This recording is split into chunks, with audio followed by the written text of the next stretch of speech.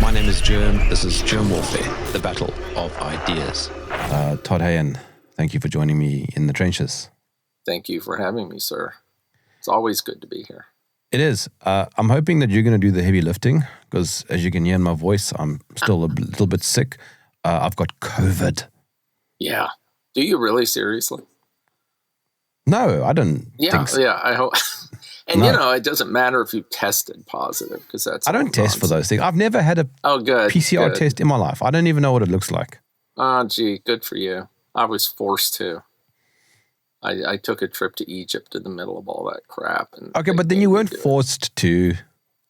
No, of course not. No, I don't chose. mean I chose to. That's Absolutely. the thing. That's the thing that so many people have been saying, and I don't mean to sound cold about it, but I'm being funny. Yes. I know. I'm being funny. I'm being. But a lot of people said, I had to. I was given no choice. No, you were given a choice. Yeah. You're always given a choice unless there was physically like a gun at your head. Yeah, but that's still a choice. You choose to do something to avoid being blown away. I mean, that's still a choice. I mean, it's still a choice. Like, it depends on the gravity of the consequence. Yeah. I think a lot of these people that got jabbed because they would lose their job. I mean, I get that. Yes. Especially at the time when it was happening, it's like people weren't absolutely certain. Still not. I mean, I am, but a lot of people are not certainly certain that this was a bad move to get this shot. It was a terrible move. Well, it was a terrible move, but I don't know if I was put in a position where I would lose my job if I didn't do it. I have clients that were told they would lose their job, and they were so pissed off because they got it and they kept their job. But then, a year or two later, they were bringing everybody back that they had fired that didn't do the shot, and they're like going, "Jeez, that's what I should have done."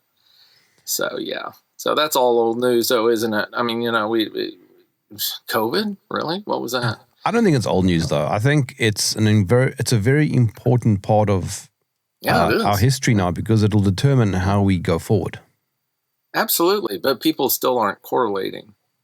Everybody's complaining about the, expenses, everything costing more. I just wrote an article on a $400 steak dinner, stuff like that, and they don't correlate it, huh? $400 for a steak for two people, yeah. Yeah, Hold and on. a couple of drinks, and it was like $386, which is insane. I mean, it's like twice of what it would have been 10 years ago. But that amount of money, though, is when I convert it to my currency, that's stupidly high. Oh my God, it is stupidly high, even in our currency. The Canadian dollar is. It's not 386 in U.S. Okay, that's Canadian. And in U.S., it's probably more like, a little less than 200, maybe. I don't know. But, so you got to figure that in. But anyway, the point is that things are getting ridiculously expensive. I mean, we just did an Uber Eats thing, have food delivered from McDonald's for two people, and it was $54. I mean, from McDonald's. So, but nobody's, the point I'm making is that nobody's correlating this with what happened during the COVID time. That was so long ago that how is the supply chain still affected by that? They're blaming it on Trump, of course, and the Iranian garbage that's going on. So that's the reason why everything costs so much. And, it has something to do with that. No doubt. With oil, but the whole oil thing is nonsense as well. I mean, the prices of oil jumped up before anything even happened. I mean, it's like, we're not going to feel the effects of the oil situation for a long, long time, but obviously we are because, they're taking advantage of the situation and raising all the prices in anticipation. I think that's happening. I mean, I'm not an expert on that shit, so. Yeah, I'm but not an expert on anything. But the point I was making is that when people say, I didn't have a choice. No, you did have a choice. Right. You did have a choice. It might have been a crap choice, but it was still a choice.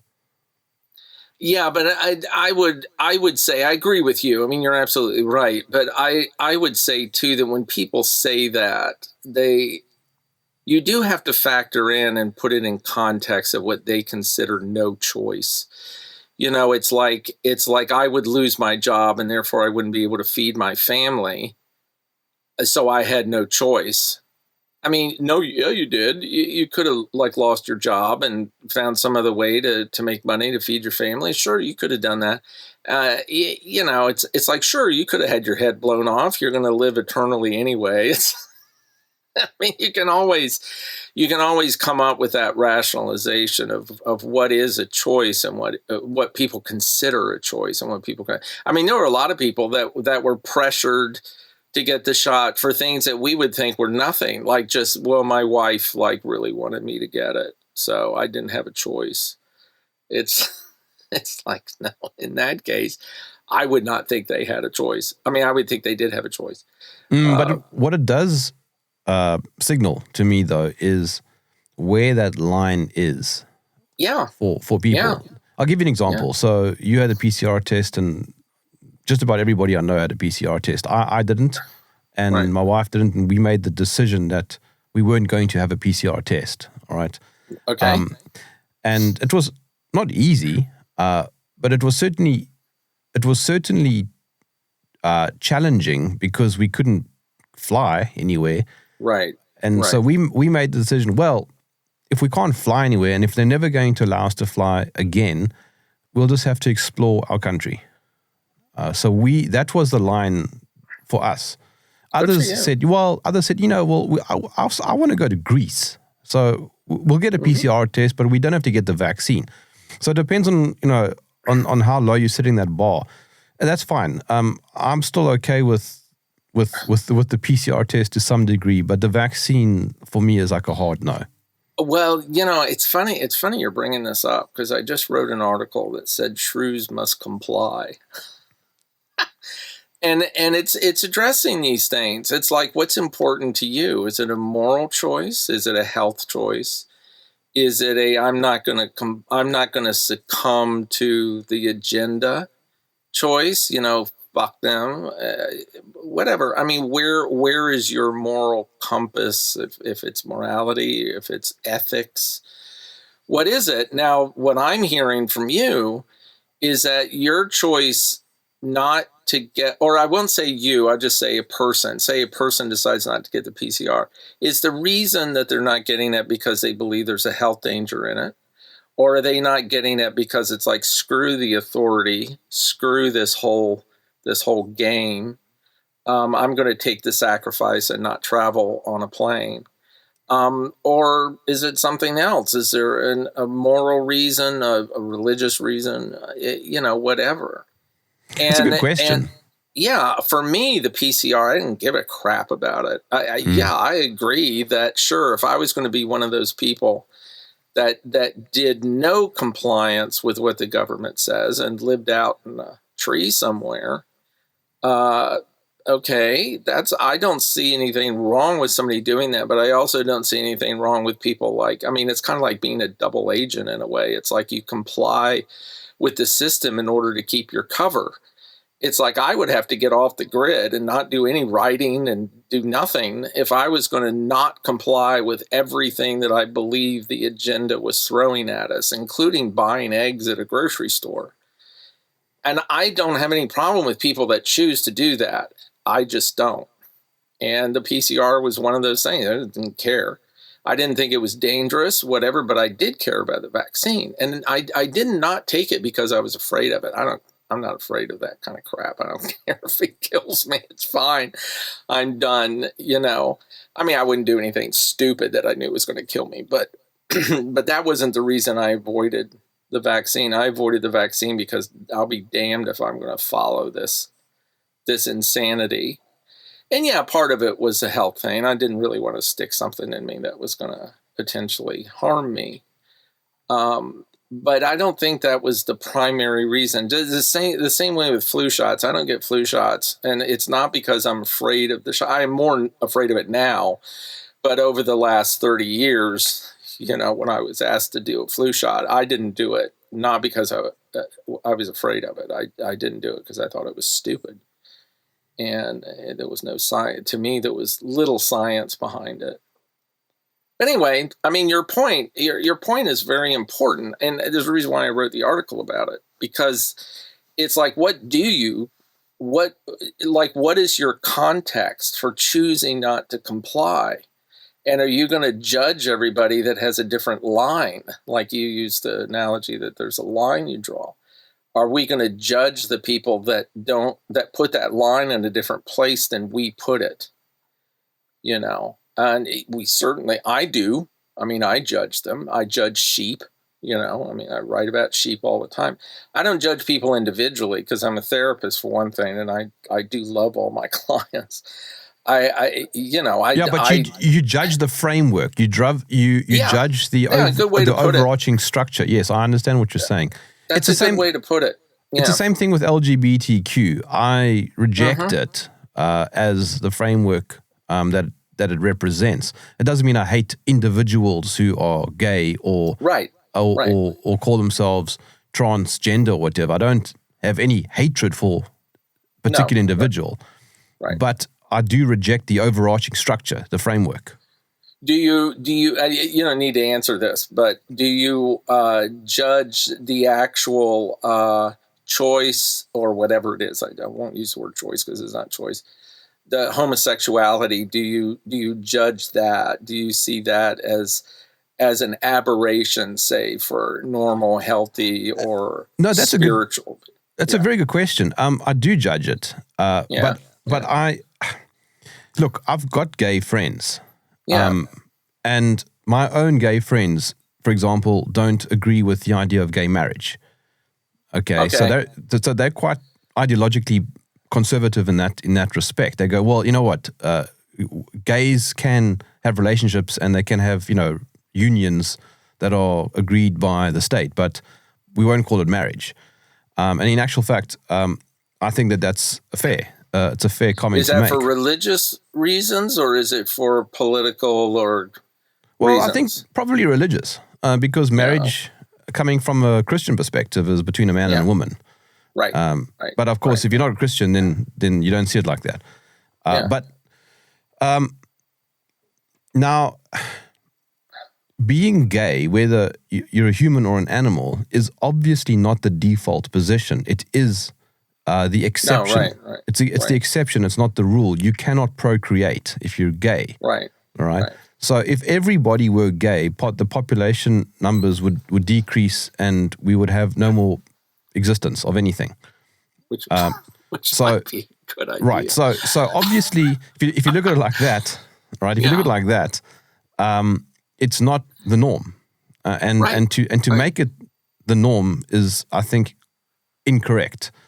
But it is what it is, okay? And I'm not going to go up to my gay friends and go, well, you shouldn't be gay.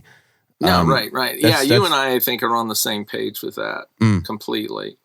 And, the argument could be that human beings do not live, they do not live by a majority sense of physiology. They live, there's a philosophical, a religious, a spiritual aspect to humans that go beyond the norm of procreation, say, or whatever it might be. I mean, we have a very wide bell curve there when we're not only looking at ourselves as physical beings that must procreate or must do with this. There's more to it than that. There's art. There's, all of that are only human things. No, but hang on, Todd. Yeah. You can't have art if you don't have people. And in order to have people, you need to procreate. Well, what you're saying bell curve wise, but again, if we are naturally, this is a big topic, but if we are naturally at a state where there's too many of us, we've procreated too much, in a natural state, we would not have done that. If we were like all the other animals, something would have called us, would have curbed our overpopulation. So homosexuality may actually be a natural compensation for our overpopulation. I mean, that's kind of a stretch, but ultimately, if more and more and more people are gay, less and less procreation, less and less people, that would be a natural consequence of overpopulation. I mean, and I know this isn't new. I mean, I know people have talked about this and written about it. Sorry for jumping in, but I've thought about this quite a lot, and Yeah. I know that there are very divided opinions on this. I don't know if being gay is a choice, and I don't know if it's genetic. Firstly, there's no such thing as the gay gene, so they've never been able to, as far as I know, I don't know. find any kind of genetic connection to being gay. I would go as far as saying that it's environmental and has to do with upbringing, etc., etc., etc.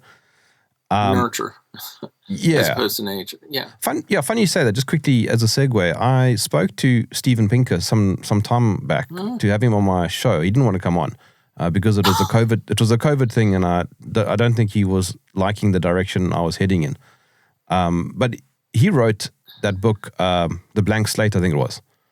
Okay.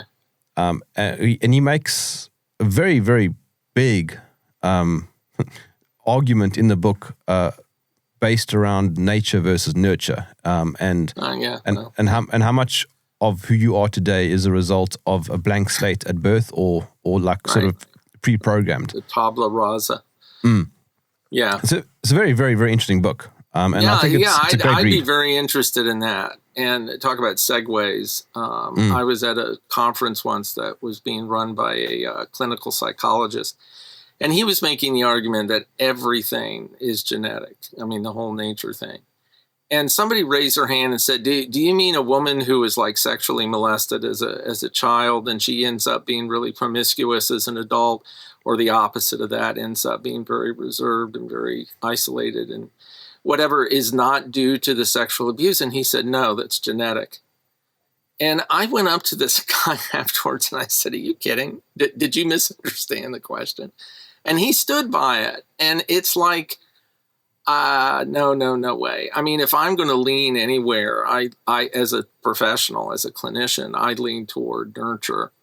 I think there's very little actually in our behavior as sophisticated beings that is a result of genetics. I think some of it is, obviously, some of it is. We have propensities toward certain things. But anyway, I just went off on a super tangent. So go back to where you originally were headed. I'm trying to think where I was. I don't know. The segue was a bit too deep. Yeah, we were talking about gays and genes and I made the argument that maybe nature is like lowering the population by. That's right. Yeah. So gay people have always existed. Yeah. I mean, throughout recorded history, but they've always been in the minority, and they've never been the rule. They've always been the exception, which is the point I was making earlier. And funny enough, though, I mean, if you look at the LGBTQ culture today, my own gay friends are now considered, quote unquote, far right or whatever. They are now the oppressors. They're like, what happened, man? We were the oppressed just 30 years ago. Now we are the oppressors. The whole thing has changed. And obviously, I think that is by design.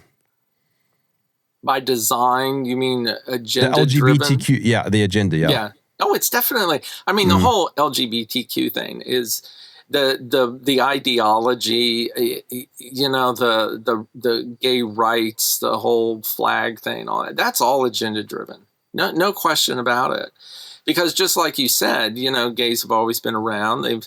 They've been persecuted, and seriously so. They're just coming out of that, at least in the Western culture, and that's a good thing. But they don't require this kind of militant, bang you over the head deal that's going on now, and that's definitely agenda driven. And going back to the whole thing of choosing to be gay, up until really recently, it was not a good idea to be gay.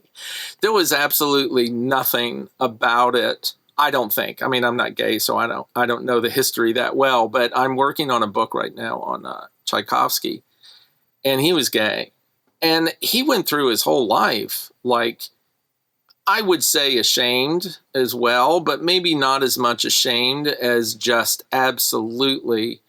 I don't want to be gay. I don't want this. I don't want this lifestyle. I don't want the culture to constantly be looking over my shoulder, of being found out and losing my position and just on and on and on. And he even attempted to get married once to a woman, and it was disastrous. It was probably one of the worst things that ever happened to him in his life. But he was trying to not be gay. And that's because of the culture. That I don't think gay men or women today face the same things that people did in the 1800s, and especially in a country like Russia. I mean, they were like really heathen about it. Although there were a lot of gay people around in Russia during that time, and they just learned to stay under the radar. But no, it wasn't a choice. I mean, at some point when Tchaikovsky hit puberty, he didn't go, which one will I pick? Will I be a heterosexual, be a gay? It's not. He was born that way. Now, you could argue, I mean, if you wanted to get into the psychology of it, that formative time of from 0 to 6 years old, I mean, who knows? Who knows what goes on with someone like him and, countless others that would formulate or at least reinforce something that was a genetic propensity. Anyway, this isn't a topic for me because I don't know shit about it. And I know as much as maybe any heterosexual does, but it's a very complex and very sensitive. I don't think anybody knows anything about it, to be honest. I think everybody speculates. But yeah. I need to say something. You say you're not gay, but looking at that shirt of yours. Oh, I'm definitely a metrosexual. I mean, if you look at yours. Yours has, what is yours? Yours is like manly, right? Yeah. I'm projecting, Todd. Well, you know what that means? That means that if you're projecting your masculinity, it means that you really don't have any. Why do you think I'm projecting then, Todd? And what am I projecting? I'm projecting I mean, I was a musician most of my life. I mean, I've been around a lot, not to say musicians are gay necessarily, but I've certainly been around the arts quite a bit and have had tons of gay friends and colleagues and whatnot. I don't think I am. I mean, just like you said earlier, I think we all have propensities, just like gay people have propensities for heterosexuality. There's always that element in there. And I've always said from a psychological perspective, if you took two people of the same biological sex and put them on an island, they would eventually fall in love with one another, and do whatever it takes to express that. I could be wrong with that, but I kind of believe that. I mean, it's like love is love, as they say, and I think that is a more powerful human proclivity to express that than it is a biological one. And I think that if you have two people that are of the same biology and they have no other choice, and it won't just be a choice. It won't just be, oh, gee, I think I'll do this. It would actually be something that would evolve within them. Mm. And I think, nobody's ever done that experiment. It was Robin Williams who once said that gay guys broke into his house, and how he knows that is because they broke in, they stole nothing, but they rearranged his furniture. Right. Yeah. I don't know if gay people would like that joke. You said that you're into music. I've been playing a lot of music lately. I got a MIDI keyboard. Yeah. Wow. Yeah. So you play? I've been playing my whole life. Yes. Oh, have you? Mm. Oh, wow. That's very cool. But not Good for MIDI you. keyboard. I only got that I mean, recently. You see back here. Yeah, that's the real deal. Well, it's a weighted thing so that it feels real. No, I actually have been playing guitar my whole life. I've got an electric guitar right next to me actually. Oh, okay. Well, that says a lot. What does it say? I think people. I think I think people that have that in their life, whether it be music or art or whatever, I think they're more integrated, well-rounded people. Well, it's funny you say that. I'm not judging, okay? I'm not judging. I'm not saying they're better. I just think that you are welcome to judge. Well, I mean, I see mind. people all the time, and one of the primary things I do, if somebody doesn't have that in their life at all, and they've come to therapy because they're complaining about something, if they're not complaining about anything, who cares? You know, it's all working. But I think, and Jung was big on this, I think to be a fully integrated person, individuated, you have to have that in your life. You have to have some form of non-intellectual process, which would be art. And yeah, music. I mean, the reason why I brought that up actually is because I haven't played music in a long time, a few years. Just got caught up in COVID and work and being angry and everything, being right? a father and all that stuff. Well, there we go. That's what did it? Okay. That's what did it. When my child was born, something flipped in my head. Yeah. And it suddenly made me realize that my focus has now shifted. Yeah. It wasn't in your head, by the way. It was here. Or there, yeah. Yeah. And it's, it brought out this new desire to get back into the hobby, of playing music and enjoying, because then I can do it with my kid. I say kid, right, but I actually say kids because his brother's on the way. Right. When is that? When does that happen? His brother. You mean when does his brother arrive? Yeah. Later this year, yes. Later this year? In a few months' time. So my wife is obviously pregnant. Right. So which I didn't say anything because I wasn't sure if that was a secret or not. No. Well, it was a secret until it isn't anymore. Yeah. Right. But well, but I mean, the point is that all of the stuff that's going on in the world doesn't matter. What matters now is the immediate. It's that's right. It's the family. As it should. It should. Family first, always. As it should. And enjoying the family, and part of that is music, and hopefully playing music with my boys, and Absolutely. and staying young at heart for as long as possible. Yeah. Now you instinctively, and that's not the right word, but whatever, you instinctively knew this. And when you have a child that you haven't had and you've been so focused on intellectual pursuits, it does reactivate the heart. And I mean, even though the intellect, of course, is engaged in raising kids, but you know what that feels like because you just described it. And that's good that you followed it. I mean, most people don't. I would say most people don't follow that. Don't take heed to those feelings that have come up. Maybe that's not true. Maybe most people do. I don't know. The ones that I see in therapy don't.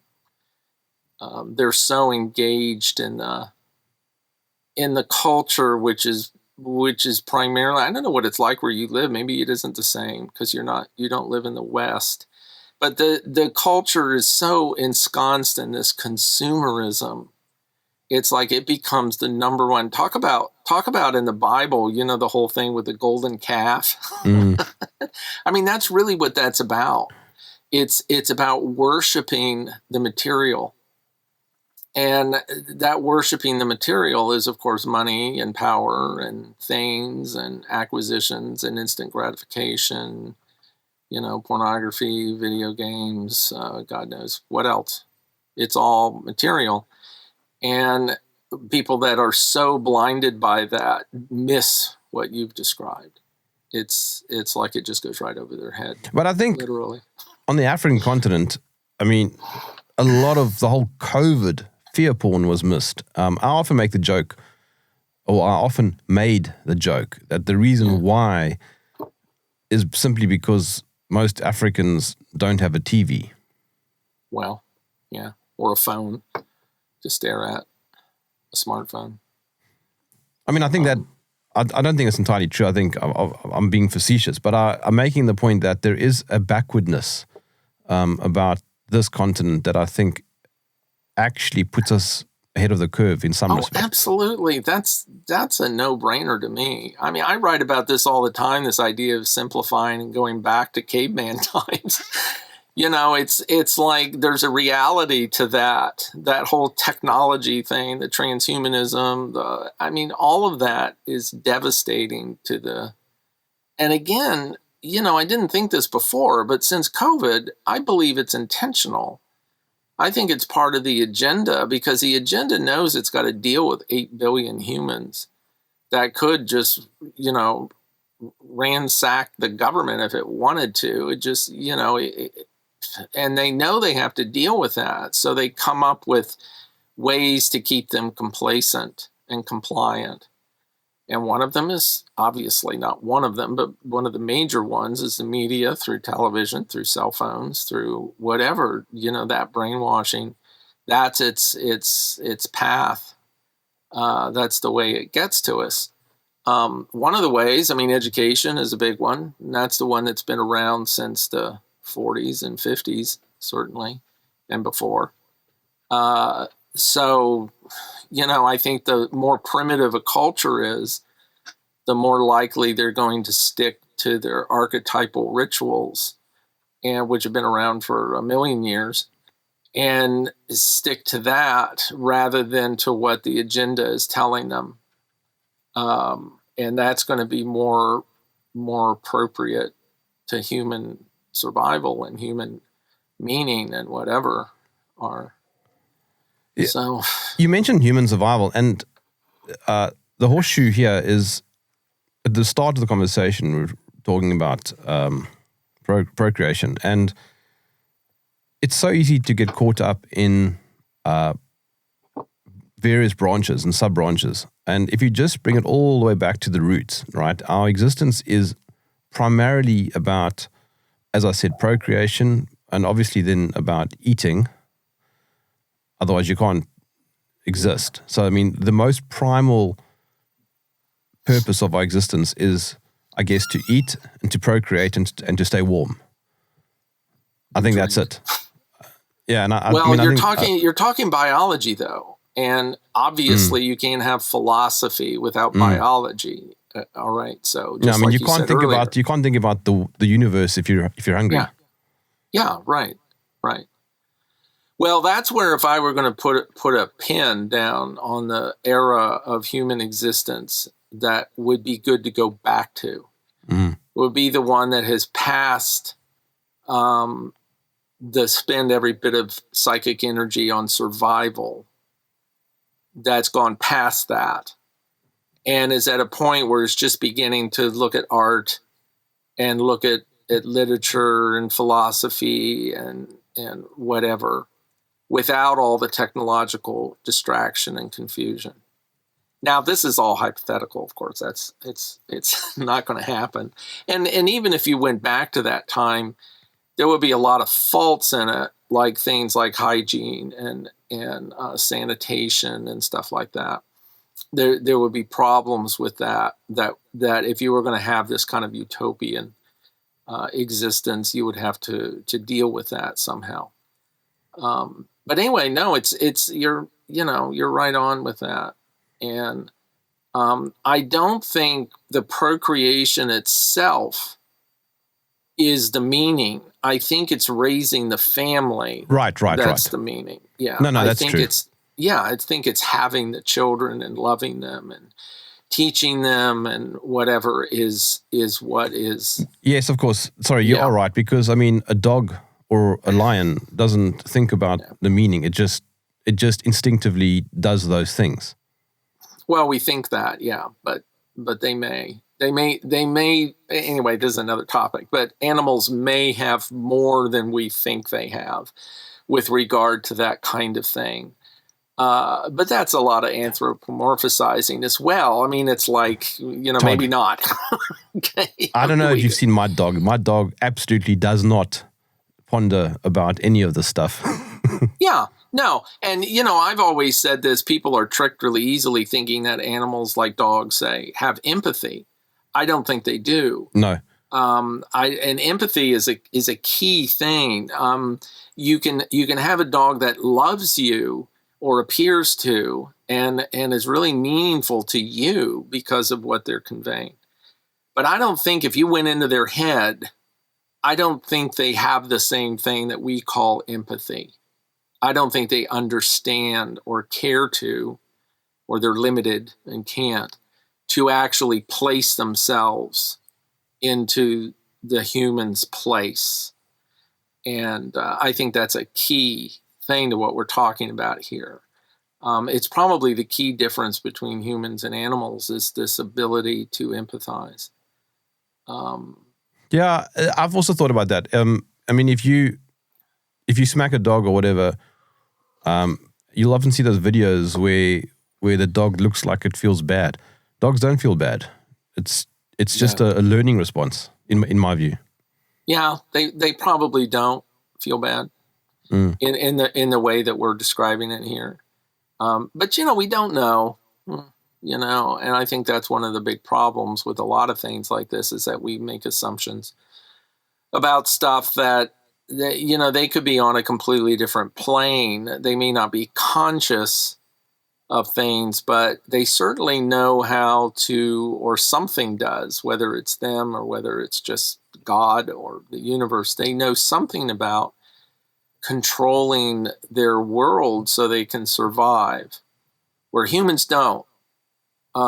Humans are making the world unsurvivable rather than the other way around, where animals don't do that. They don't do that naturally. They don't overpopulate. They don't destroy their resources. They don't do. You could say, well, that's because they're stupid, but I don't know of any animal that. Yeah, I don't know of any animal that actually does that. I mean, if you look at a game park, unless there's human interference, it generally stays balanced. That's right. Yeah, and it stays. I mean, it may. If it were let go, like you said, human interference, it may appear as if it's overpopulating, say. And it doesn't really make decisions about it. It doesn't say, oh, gee, there's too many of us, let's not have any puppies. It doesn't make conscious decisions about it. But whatever it is that controls that, ecology or whatever, humans don't seem to have.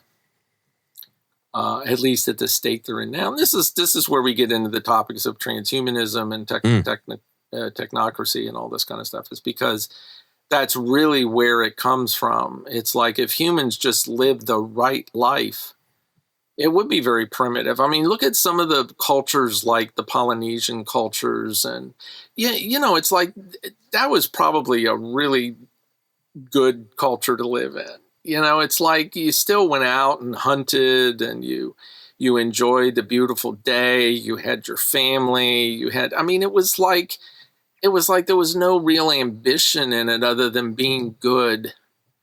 And at least that's what it seems like to me. Of course, I'm not an anthropologist, so I don't know. I mean, there may be all kinds of, you talk about the superstition and all that. It's like, who cares? I mean, who cares if you think that the reason why the crocodile ate somebody's kid or something is because you didn't give enough, not sacrifices, but enough bread and bananas and whatever to the crocodile god. It's like, it just keeps everything in order. But that there is a huge difference between humans and animals. Humans create stories. Animals don't. Right. Exactly. Well, you just nailed it. That's exactly what it is. I've written about that a million times. It's a whole story saying, I don't think animals create stories. And in fact, I watch my dogs and I try. I mean, they learn and they, they're not going to, they like to run after the squirrels because of the story that they've created about catching a squirrel. But I don't think it's so much the same. I don't think it's a story. I think it's more instinct. And, So I agree with you. I mean, I definitely think that's the main difference, are the stories. I mean, I think storytelling is what makes us human. I think it's probably one of those foundational characteristics, that's just above the level of, just above the primal level of procreation and food. Yeah. You start talking about meaning. I mean, that's part of storytelling. Right. That's where that starts. The extension of the human beyond the animal, I think, starts with story. I think that's where it starts. That's where ritual starts. That's where God comes in. That's where an understanding of the world around them comes in. Like, why is there lightning? Why did it hit the trees there? And you tell a story about it, and of course, early times, the story was that God was mad and, burned the forest down or whatever. So those are the stories, but it's a central part. I mean, if you look at everything and reduce it down to that, you can make a lot of sense out of this stuff that typically doesn't make any sense. Yes, but if you do think of it that way, you can start seeing the dangers of technocracy. You can start seeing the dangers of the New World Order, because that is all about destroying storytelling. It's about you no longer creating stories, but stories being implanted into you. Yeah, exactly. And that's the key thing that makes you realize, once you've done this, that it is an external implant that's coming from outside of you. It's a manipulation of something that's natural and basically good. Okay, sure, some storytellings have gone off, like sacrificing virgins to the gods back in the day. I mean, there's been a lot of bad stuff that had come from stories without an agenda behind it. Although there could have been an agenda then to go in that direction, to go against what we, I'm a firm believer that what we know inside is good. And the reason things bad happen is because that good is covered up. And so, I mean, it's like the whole idea of heat, of hot and cold, that cold is not a separate entity. It's just the lack of heat. It's not a thing. It's the lack of heat. Heat is a thing, vibration of matter and whatever. And I think good is like that. I think good is the thing. Love, better word, because good's contextual. It's like, what's good for the snake isn't good for the mouse, that kind of thing. But love is the universal. And I think that when people tell stories or make up stories that are contrary to those basic things, I think that there is some kind of external influence that pushes that. And, we see it symbolically in the Garden of Eden with the snake. It's like the snake represents evil. And the snake is external. It comes from the outside and says, hey, what you think is going on here isn't the best for you. And, Eve goes, what? I think it is. I think it's fine. So. It's always the woman, isn't it? There's a reason for that. And it's not negative for her. I'm not going to tell you what it is, because I wouldn't be able to verbalize it. But there is a women are the foundation of everything we're talking about. It's where it starts, and it's the feminine. It's not women. It's not biological women. Biological women have a greater propensity or proclivity or whatever to constellate feminine archetypes. Just because of their nature and their physiology and whatever. It doesn't mean that men or biological men can't activate feminine archetypes by far, and vice versa. And we see a lot of that. And I think that's one of the biggest problems now with this whole trans thing, is that I think there are people, because of the culture and various other things, maybe even biology, like as far as hormones are concerned, the food they eat or whatever, are causing biological men to be more focused internally on activating feminine archetypes, and then they get confused and think that means that they're a woman.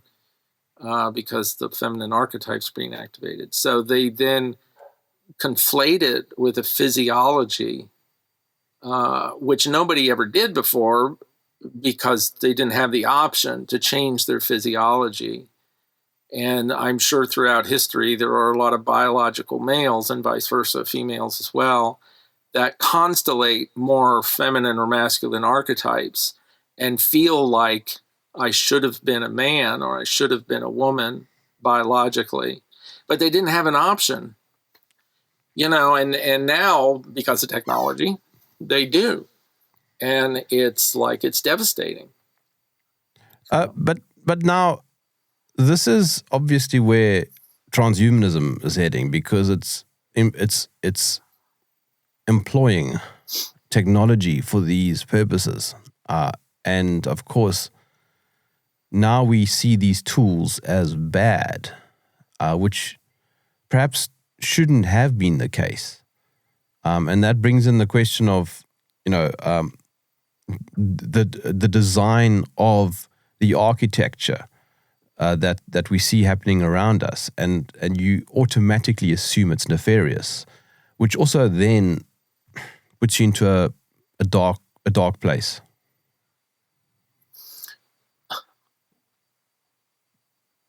I'm not quite sure. I'm interpreting what you're saying. I might not be correct, but I think, and this is the reason why I've kind of been driven to believe this, I think that there is an external element of evil that is driving the agenda to move in the direction of nefarious technology. I don't know if I said that well. Oh, right. I see what you're saying. Okay, so Okay. in other words, you got the designers sitting around a table thinking, okay, how can we push a certain group of people into a particular direction? Right. We have the ability to create this particular software. Let's go for it. Yeah, and I mean, that's a very good way to illustrate it. It probably is not actually happening specifically that way. I think that story that you're telling there, we see in science fiction movies or whatever. We have a very clear delineation between evil and good.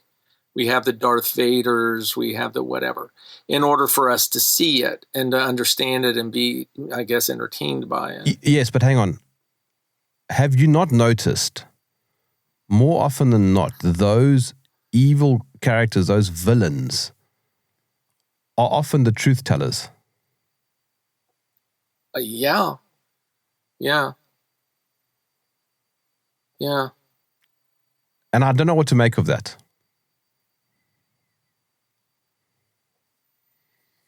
That's a good question. I'd have to really think about that. There is.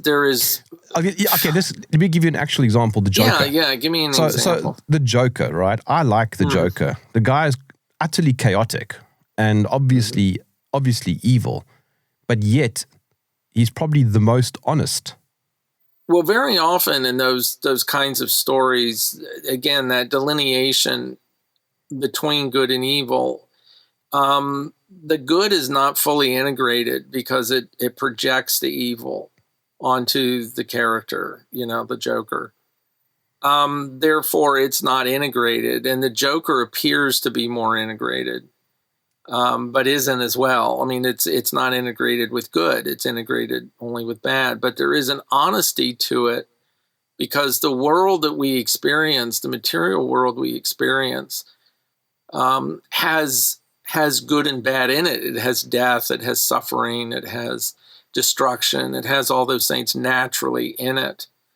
So if we're good and we don't see that and don't deal with it, if we're like in this never, good land picket fence, David Lynch really presented that really well in Blue Velvet.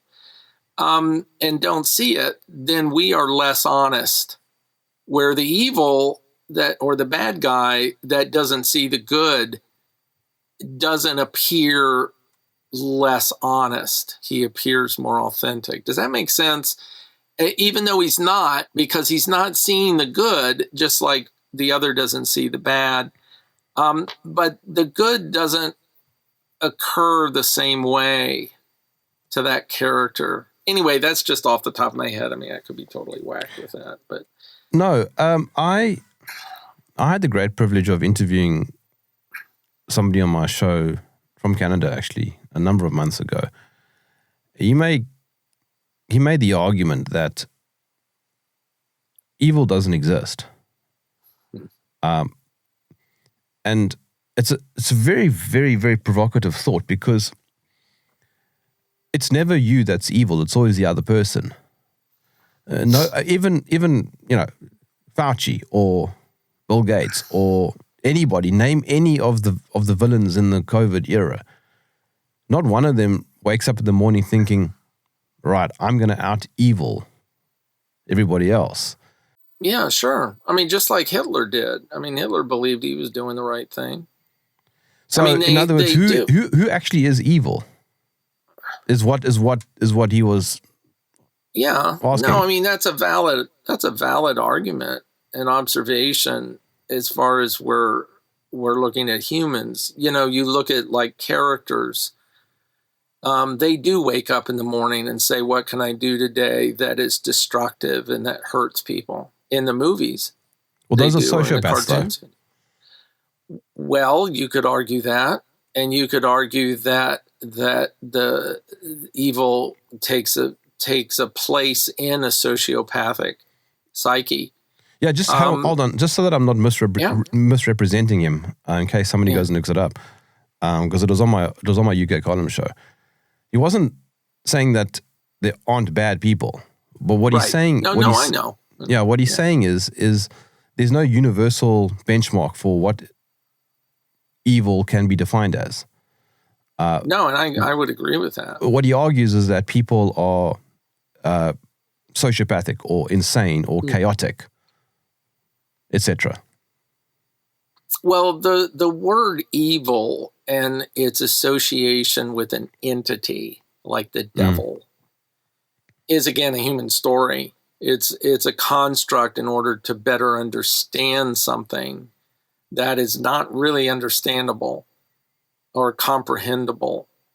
However, that being said, I am starting personally to move into this belief that there is something like an egregore, which is an energy, lack of better words, I hate the word energy, and vibration, I hate those two words, but is an energy that is autonomous in a certain sense. I mean, it won't exist without human mind conjuring it up, but that it is autonomous in a sense. It would take way too long, and I'm not really capable of intellectualizing it in order to present it to you. I mean, I could in writing probably if I spent hours on it, and I've tried. I've written a couple of articles on this. So in that sense, there is evil. If you believe in that. And of course, a lot of people do. I mean, a lot of people believe in Satan and believe in the devil and believe it's an entity. It was a fallen angel and blah, blah, blah. Okay, but there's a Gregory idea of an and this idea came about many, many, many eons ago. Makes sense to me because it seems unnatural to me to a degree to be. I mean, it doesn't seem unnatural to have like a sociopath, serial murderer, or rapist or whatever, because that's part of a human psyche aberration screwed up. Okay. But when you have people like leaders of countries that are not clinically insane, that are making these kinds of decisions that ultimately become evil, like the Faucis and whatnot, there's something going on there or this agenda idea, there's something going on there that defies that kind of sociopath, mental disorder kind of paradigm. It just doesn't fit. And I don't have an answer to that. I don't know what does fit. I mean, it's hard for me to believe that there is a Beelzebub, that rises up from the fiery earth and shakes his whatever and causes people to go nuts. But there's something like that, I think, going on. And it's not that outside of a metaphysical paradigm to believe that. I mean, we're in metaphysics, we believe in energies and believe in these kind of autonomous forces, good and bad, that cause things. If you read any C.S. Lewis, there's angels, there's good angels, there's bad angels, there's, and it's, a lot of it makes sense. Or if you read Lord of the Flies. Yeah, that's mostly psychological, though, don't you think? But I mean, it's the same thing. It's like you can, as a mass group of people. I mean, this is where the egregore idea comes from. It's like, say, in Nazi Germany, the masses of people create this entity, this autonomous energy that they all buy into, and it has the power to be able to pull people into it. People that otherwise wouldn't be into it. It pulls them into it. And this is where, and we see this all the time with masses. I mean, this is what Desmond was talking about with the whole mass psychosis. He didn't call it that, though. No, he didn't say psychosis. That was really Malone. upset. That was Malone that did that. Yeah, Malone unfortunately buggered that up. I know. Yeah. It's like group something. No, he calls it a mass formation. Mass formation, exactly. Yeah. Because psychosis implies something different. Yeah, it does and it doesn't. It's like the popular, I mean, maybe the clinical word for psychosis, it doesn't fit, okay? But what people believe psychosis is a departure from reality, a departure from objective reality. What is reality? I mean, you can get into that argument. But what we call objective reality, which is material reality, cause and effect, that departure from that. And I would call mass formation a form of that. So, it should have been Matthias going on to Rogan rather than Malone. Oh, yeah. Rogan got that whole thing wrong. He got the wrong person on. Yeah. Well, Malone isn't a psychologist. He doesn't. He's got a different set of words for things. But again, I don't find that difference between psychosis and mass formation as being all that problematic. Clinically, I do. I mean, obviously, clinically, I do. I don't think But that's where he's coming from. Yeah, he's right. He's right. If you define it that way, and I think my first articles on that, I used the word psychosis, but I think I defined it. And psychosis is a mental disorder. It's actually defined very, very carefully. As to what it isn't just a general, you don't have a grasp on reality. And I mean, because most people don't at some time or another, they don't. I mean, what is reality? Every single person I see in therapy, including myself, departs from what we would call objective reality, departs from a particular story, just like we were talking about before. A story is not necessarily objectively real. And, clearly, the story that the alligator bit the kid because you didn't give the alligator God enough bananas, that is a departure from material reality.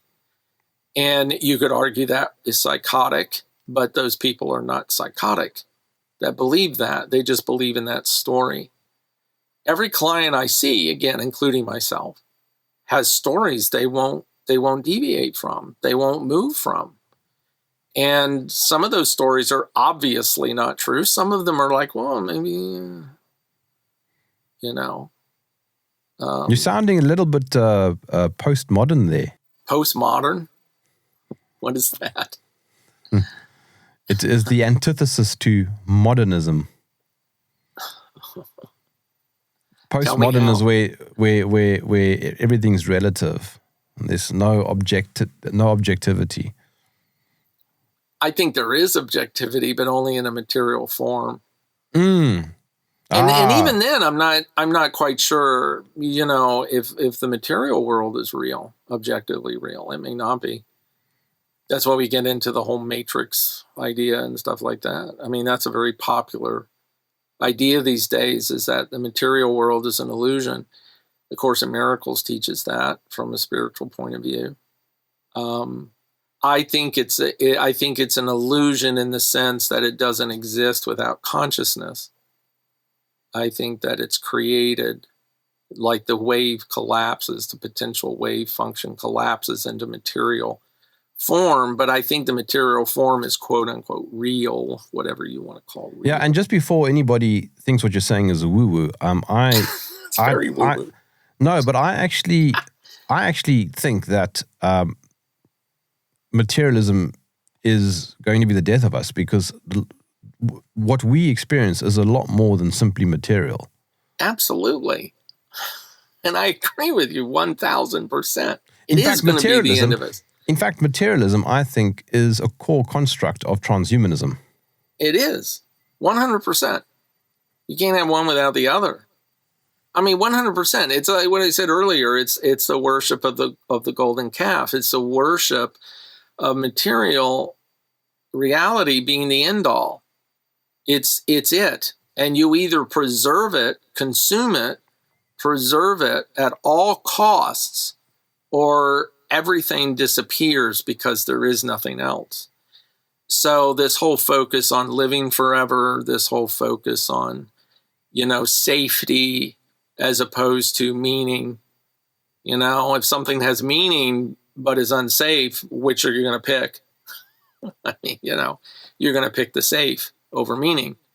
And that's where we are now. And it doesn't take a lot to look back into human history, even a couple of decades, the risks people took in order to find meaning and to be driven by passion with no thought, or very little, not no thought, but very little thought about, well, this could kill me.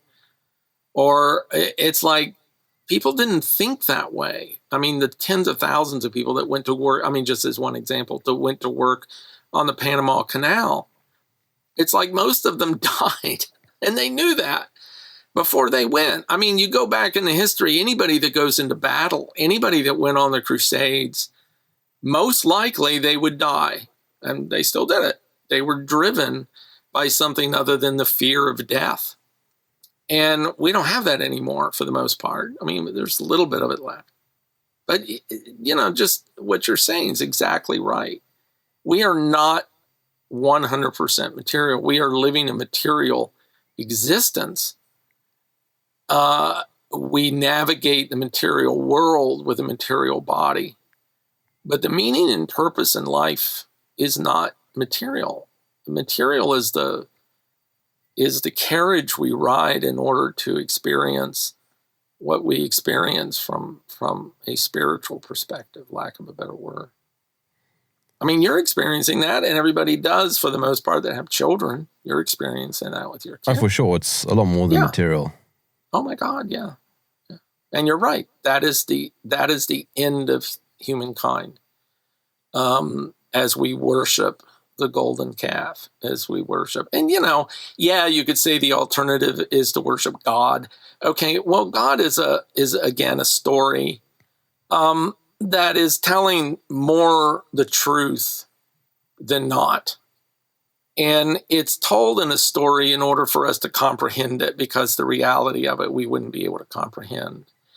So, that's a good avenue to go, is to believe in that. But you must believe in something more basic and fundamental, and that is that the material world is not the end all. That there is more. That's where we find meaning and purpose, is outside of the material consumption and whatever. And that's what's missing. So, how can I follow your work? Shrew Views. That's where you find me. In fact, I just finished revamping the website, www.shrew, The View of the Shrew is the website, The View of the Shrew, which is the name of the book.com. Go there or go to www.shrewviews.com is Substack, where I do all my writing. And the best thing about it is not my writing. The best thing about it are the people commenting. It's a community that's just amazing. And that's where most people get what they get out of it, is the comments and talking to one another. And whatever. I am very disillusioned by comment sections these days. It seems to be infiltrated with trolls and bots and chaos agents. It doesn't matter what I talk about or who my guest is, Todd. You will find someone moaning. That's interesting you'd say that, because I used to write for Off Guardian and I left there because of what you're saying. And of course, everybody said you shouldn't even read the comments. And there was a guy on there that just decided that he was going to make war with me and what I was saying. I have a lot of that too. Huh? Yeah. And he actually said, we should all get together and go kill this guy. And so when he said that, I said, I just don't want to be involved in this. It's like I knew he wasn't going to kill me. I mean, I wasn't afraid of that. But it's just weird if somebody can say something like that. You're dealing with somebody that's a little whacked.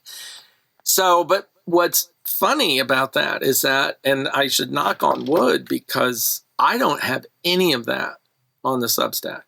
And I don't know why. I've had one or two people in the past, over the past 4 years, that have made, like there was one that got on and really attacked me for using the word genocide in describing what was going on in Israel and Palestine. And I didn't even say, it's genocide. It's just I just used the word in describing what people were saying or whatnot. And he just blew up and attacked me. And so I responded, and then he disappeared and he removed his comment. It's just really strange. So I don't know. I don't know what it is. I just don't get a lot of that, but I totally understand what you're saying. And maybe I don't have enough people. No, I'm pulling back now from reading comments. Yeah, you should. And if I was getting negative ones on the Substack, I would do the same because it's just not worth it. It's not worth it. You're right. No, it's not. And like you said a second ago, I mean, a lot of it could be totally fabricated with the whole AI bot crap. It's so you're not even dealing with people. So anyway, Todd Hayen, thank you for joining me in the trenches.